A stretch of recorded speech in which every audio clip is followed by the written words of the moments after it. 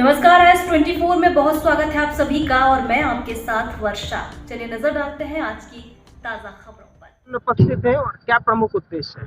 देखिए, ये Arif Masood friends club के द्वारा लगातार 11 सालों से भोपाल के विभिन्न चौराहों पर ये कार्यक्रम आयोजित किए जाते हैं। उलमा इकराम का नाम बताते हैं जिन्होंने इस मुल्क की आजादी कुर्बानियां दी हैं। आरिफ मसूद साहब आज के कार्यक्रम के मुख्य अतिथि रहते हैं और ये आरिफ मसूद साहब की तरफ से पूरा कार्यक्रम आयोजित किया गया है। देश के अंदर नफरत को मिटाने के लिए मोहब्बत का पैगाम है, क्योंकि ये इस देश के अंदर जितनी भागीदारी हमारी है, भागीदारी दूसरे धर्म की है उतनी हमारी है। तो यह भागीदारी हम लोगों के बीच में बताते हैं कि इससे लाखों उलमा इकराम ने कुर्बानियां हमारी दी है।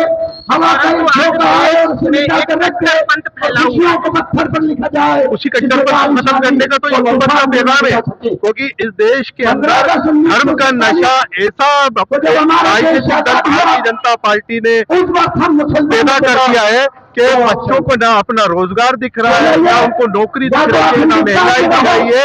एक धर्म के नाम पर उनको बांट दिया गया है। केवल मंदिर मस्जिद हिंदू और मुसलमान के आधार पर ही पूरे देश को चलाना चाहते हैं और सत्ता हथियाना चाहते हैं। उसको हम खत्म करना चाहते हैं। तो खत्म ऐसा ही होगा कि सभी धर्म समुदाय के लोग इस मंच पर आते हैं और इस देश की आजादी में इनकी कुर्बानियां उसके बारे में बताते हैं। आज जिसने अहिंसा के पुजारी गांधी जी को मारा, बढ़ावा दिया जा रहा है, पूजा की जा रही है, उनके अनुयायियों को बढ़ाया जा रहा है और शहीदों को भूला जा रहा है। देखिए, यही तो ये अंग्रेजों के मुखबिर रहा है। इनका एक कतरा भी इस देश की आजादी की लड़ाई में नहीं बहा है, तो उसकी वो नहीं है। और आज इस तरह से गोष्ठी की पूजा कर रहा है और मजबूरी होती है कि विदेशों में जाके हमारे राष्ट्र महात्मा गांधी के सामने माथा टेकते हैं। तो यह गांधी जी की ताकत है। ये पूरे देश ही नहीं, पूरा विदेश तक में गांधी जी एक नाम था। गांधी जी ने इस देश को आजाद कराया। 9 अगस्त को जब उन्होंने कहा कि अंग्रेजों भारत छोड़ो, तो पूरे देश का नागरिक हर समुदाय के लोग खड़े हुए थे। लेकिन यही भारत की सोच वाले, यही गोष्ठीवादी लोग उनके उस आंदोलन के अंदर शामिल नहीं हुए। आजादी की 75 साल बाद भी आज अल्पसंख्यक समुदाय को वो स्थान नहीं मिल पाया है। ये तो कभी रही है, चाहे वो किसी भी सरकार रही, उसमें अल्पसंख्यकों समुदाय को सम्मान नहीं मिल पाया है। अल्पसंख्यकों के लिए भारत के संविधान में पूरी आजादी दी गई है। उनको उसके मजहबी एतबार से, उनको अपने तमाम एतबारों से, लेकिन सरकारों ने अल्पसंख्यकों को एक राजनीति हमेशा समझा है। लेकिन आज समय ऐसा है कि एक सांप्रदायिकता, क्योंकि वो एक चल जाएगा, लेकिन सांप्रदायिकता से देश कमजोर होता है। उस देश को बचाना है जिसके लिए हमारे पूर्वजों ने कुर्बानी दी है। इसलिए इस भारतीय जनता पार्टी की सरकार को, नरेंद्र मोदी सरकार को, अल्पसंख्यक नहीं, ये तो दलित के भी खिलाफ है, ये अल्पसंख्यक के खिलाफ है, ये सिख के खिलाफ है, ये ईसाई के खिलाफ है, किसी के आपके नहीं है। ये तो चंद उन लोगों के साथ में है जो इस देश के अंदर नफरत फैलाने का काम करते हैं, उनको उकसाते और उकसा करके देशी राजनीति कर रहा है। आज हमारे देश के अंदर हमारे 20 करोड़ लोग मध्य विधानसभा विधायक जो रात में खाना खाकर सोते हैं। प्रोग्राम को 20 करोड़ मुसलमान हैं जो साजिश वतन भाइयों, इसमें से मात्र 2 करोड़ जंग आजादी की मुसलमान हैं, 18 करोड़ हमारे हिंदू भाई हैं। पर उनसे इस बात को बताया जा रहा है, उनसे कहा जा रहा है तुम्हारे संरक्षण नहीं है, तुम्हारे तंत्र का बड़ा नहीं है, बच्चों को तुम्हारे धरने को अनाज नहीं है, बच्चों को तुम ये सोचो कि तुम हिंदू हो, हम तुम्हें अच्छी सुविधा गुजारने के कोई भी सुख साधन नहीं देंगे, तुम्हें हम गर्व देंगे, गर्व से कहो हम हिंदू हैं। अगर दंगे और फसाद में मरते हो तो मरो, नफरत और सांप्रदायिकता की आग में जलते हो तो जलो, लेकिन गर्व से कहो हम हिंदू हैं। लेकिन दुनिया के महान विचारकों ने हिंदुस्तान के और मुसलमानों को ये कहा जा रहा है जो अपने ख्यालात इजहार किए थे, तो आज साबित होते हुए आ रहे हैं। लियो टाइसन ने कहा था किसी देश को अगर बर्बाद करना है तो लोगों को धर्म के नाम पर आपस में लड़ा दो, वो अपने आप बर्बाद हो जाएंगे। अपनी जान की कुर्बानियां दी है, भारत तो हमें भी प्रगतिशील देश है, रहने का बराबर का यहाँ की जनता जी नहीं सकता। जब संविधान ने हमें बराबर का हक दिया है तो फिर हमें हर चीज का हक हिंदुस्तान में मिलना चाहिए। आज मंच से आपने महिलाओं की पीड़ा को भी बताया, मणिपुर में हुए एक अभद्र महिला के साथ में अभद्र व्यवहार को भी आपने मंच से बताया, पीड़ा जल्दी देखे लोग जी अपनी जनता को सिर्फ वोट दिखाते हैं, इशारा किया है कि आप मेवाड़ की जनता को देख लीजिए, हरियाणा को देख लीजिए और मणिपुर को देख लीजिए। जब मैंने ये दर्शाया है कि देखिए क्या मुसलमान की औरत की इज्जत नहीं, ये सरकार दुनिया में ही है तो ये नहीं देखना चाहिए मुसलमान की औरत के साथ अच्छा कैसी की जा रही है, उसे पैखाना करके सारे बाजार चौराहों पर नंगर करके उसे घुमाया जा रहा है। तो ये उनका जमीन धोया गया है क्या? आंखें बंद करी हुई है हुकूमत ने। मैं उस हुकूमत को पूछती हूँ, क्या अगर हिंदू की औरत की इज्जत अस्मत ऐसी लुटाई जाती तो क्या वो चुप बैठते? तो ये फर्क आपको यही नजर आ रहा है कि ये एक मुसलमान की औरत है इसलिए उसके ऊपर चुप्पी पर कोई रिएक्शन नहीं दिया जा रहा। ऐसी बिल्किस बानो के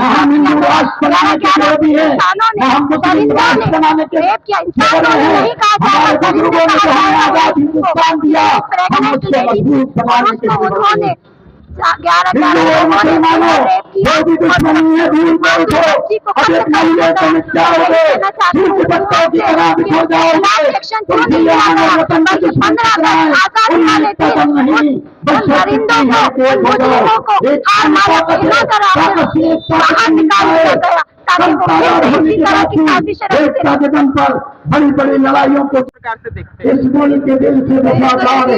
जो माहौल जिस तरफ जा रहा है तो ये लोग राजनीति कर रहे हैं बीजेपी वाले, फिर भी मुसीबत के गिरफ्तार हैं और हमारा जो आज ये प्रोग्राम रखा गया है कि हिंदू की नफरत को खत्म करने के लिए हमारे विधानसभा के विधायक समझते हैं बगावत से पहले मुसलमान चीन और जापान में है, बीजेपी वाले हमारे बीच पैदा करने की कोशिश कर रहे हैं, राजनीति कर रहे हैं। हमारे फोटो है कि उनको हर तरफ से नफरत खत्म करना है, काम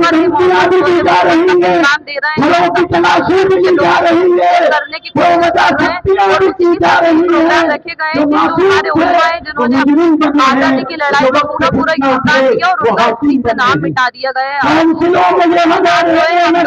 प्रोग्राम के जरिए हमारी जो उनको बताना चाहते हैं पूरा योगदान जो है हमारे मुसलमान भाइयों ने, हमारे उलमाओं ने आजादी उस आदमी का साथ दें और कुछ कुचल्ले बल्लेबाज जो हम लोगों के पीछे लगे हैं उनका ध्यान भी किसी तरह ख़त्म करके और उनको भी भूल जाएं कि जो कर रहे हैं वो करते रहें। आरिफ मसूद अपनी लकीर को सीधी करते चले चलें और उसी लिए आरिफ मसूद साहब की शान में मैं इतना ही कह सकता हूँ कि काम करने वाला आदमी है, हमारे बीच का आदमी है, जब चाहें उस आदमी को लेकर चल सकते हैं, जब चाहें उनके घर पर जा सकते हैं।